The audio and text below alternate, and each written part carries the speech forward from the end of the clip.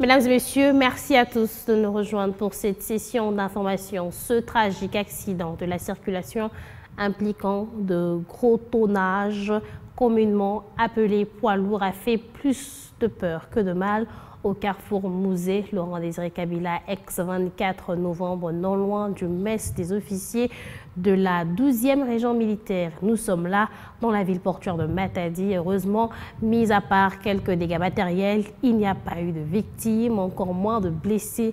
Plus de détails dans ce reportage de Ladi Simbadio.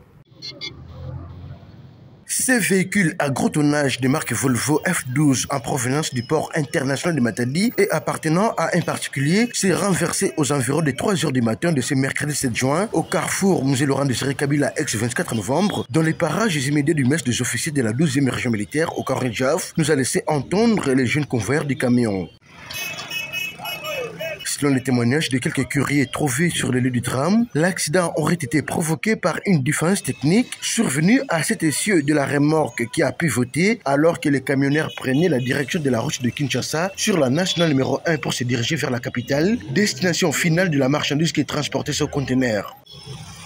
Heureusement qu'aucune perte en vie humaine n'a été enregistrée, moins encore de blessés, nonobstant quelques dégâts matériels du charroi automobile. En dépit de la position de la cabine du tracteur qui s'est retrouvée dans les airs, le conducteur du camion est parvenu tout de même à se soustraire du véhicule en escaladant les conteneurs.